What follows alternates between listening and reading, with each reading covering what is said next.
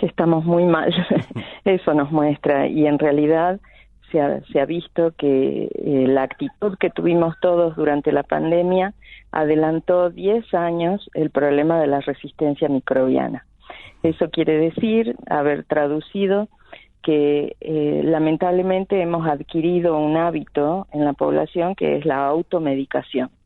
Ya existía esto, pero en la pandemia esto se disparó.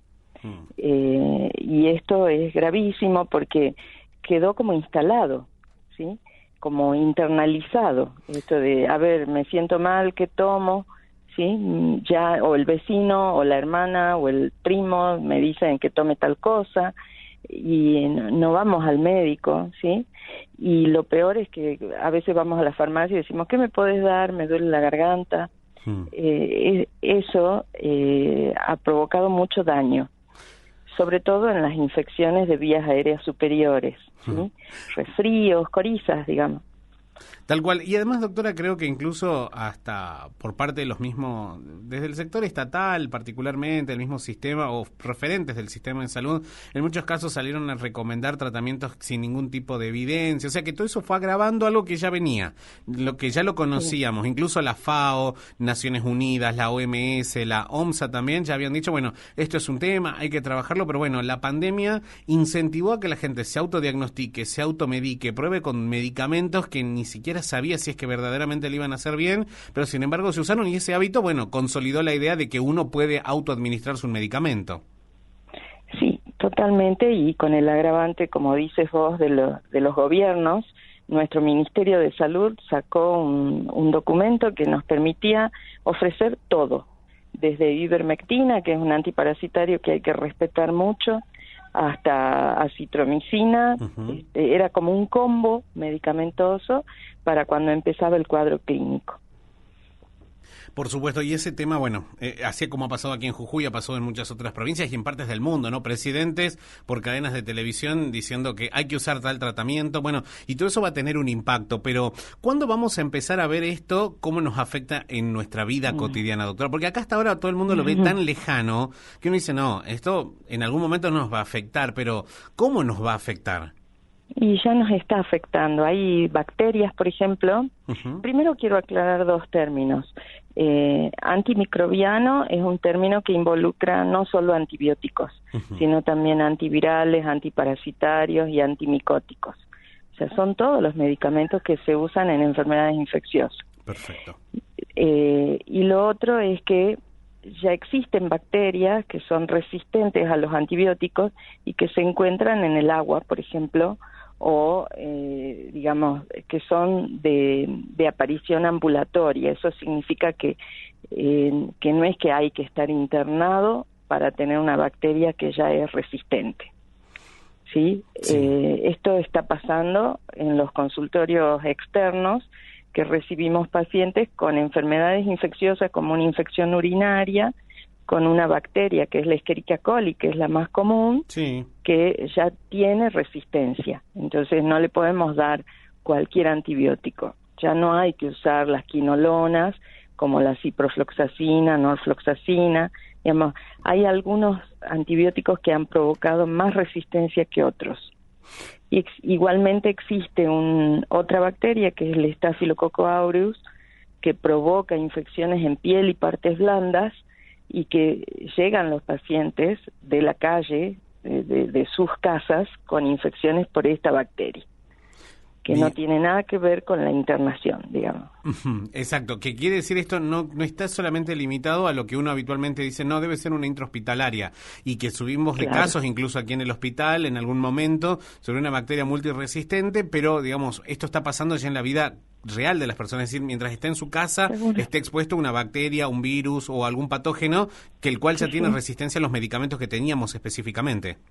Exactamente, y existe el agravante de que si el paciente toma 1 o 2 días de pastillas, por ejemplo, ¿sí? Que es muy común, yo lo escucho mucho en consultorio. No, solamente tenía 3 pastillas, me tomé las 3 y ya me siento mejor, ¿sí? Eso, sin cumplir el tratamiento como correcto, puede traer consecuencias para que la próxima vez no sea sensible. No sé si soy clara. Sí, por supuesto que sí, doctora. Y además, bueno, supimos de una notificación de un caso, y esto hubo una alerta por parte del Ministerio de Salud de la Nación en la ciudad de Buenos Aires, justamente de una bacteria multiresistente. Ese caso, ¿por qué es tan importante el hecho de que se nos haya notificado? Porque en realidad es un hongo, se llama Candida auris. Sí. Es un hongo que no responde a ningún tratamiento. A ninguno. Eso significa, a ninguno, de nada de lo que nosotros contamos en la actualidad, ni siquiera los más costosos. Eso significa que no hay con qué ofrecerle, no hay que darle a la persona que tiene esta infección. Eso es muy grave, porque no tenemos cómo tratarlo y ese paciente indefectiblemente fallece.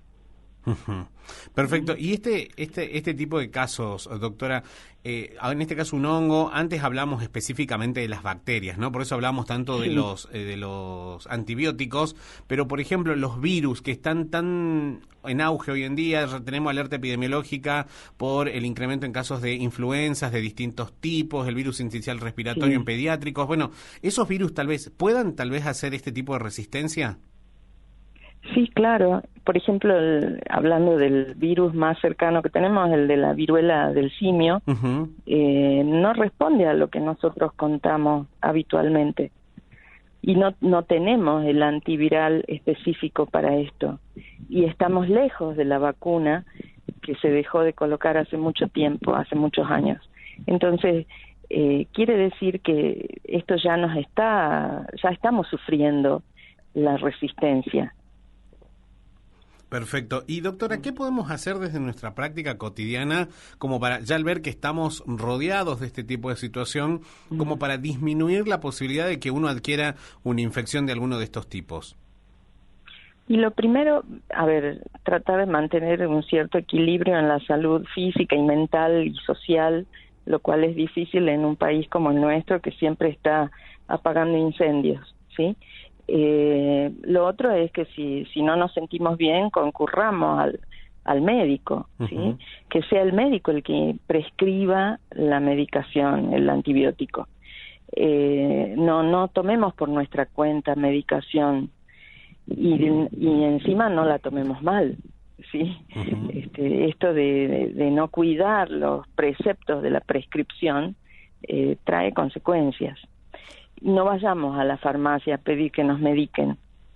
Hagamos la consulta médica porque hace poco tuvimos unas jornadas conjuntas del Colegio de Farmacéuticos con el Consejo de Médicos donde hablamos de estos temas. Salió hace pocos meses, en fines de agosto, una ley que para nosotros es esperanzadora, es la ley sobre que no se debe vender antibióticos sin la prescripción, ¿sí? Sin que haya una receta de por medio. Eso es muy importante para nosotros. Tiene que haber una receta médica. No puede ser así, como en Jujuy o en la Argentina, que se compra, si voy y pido, me la dan porque pago, ¿sí? Esto es tremendo, es grave. Otras provincias son mucho más estrictas, Córdoba, Buenos Aires, pero Jujuy tiene el libre albedrío de decir, bueno, quiero amoxicilina, voy y compro, ¿sí? Entonces, la ley procura que se respete esto. Por supuesto que hasta que esto se haga respetar completamente va a pasar un tiempo.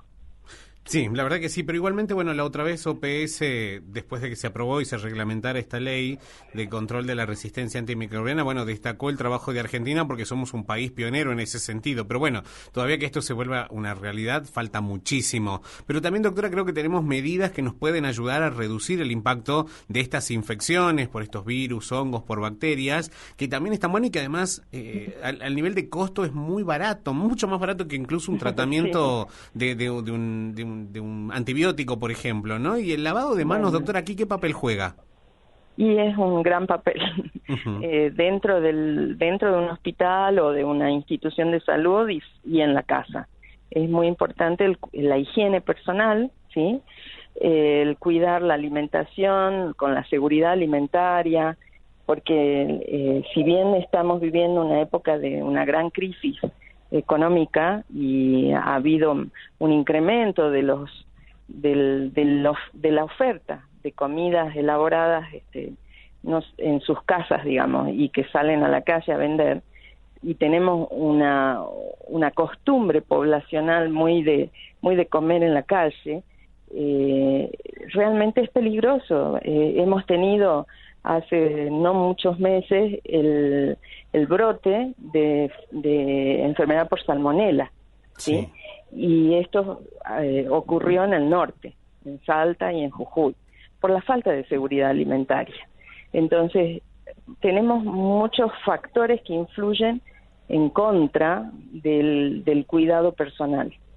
Y lo más importante sería educar, o sea, no solo es lavarse las manos, sino también permitir que nos eduquemos para que mejoremos nuestros hábitos y para que vivamos un poco más saludables. Comer mejor, hacer ejercicio, lavarnos, no automedicarnos, son todas medidas sencillas pero importantes. Sí, por supuesto. El problema es que el acceso a la salud en este último año y el año pasado ha sido más dificultoso que lo habitual, ¿no? En la parte pública me refiero.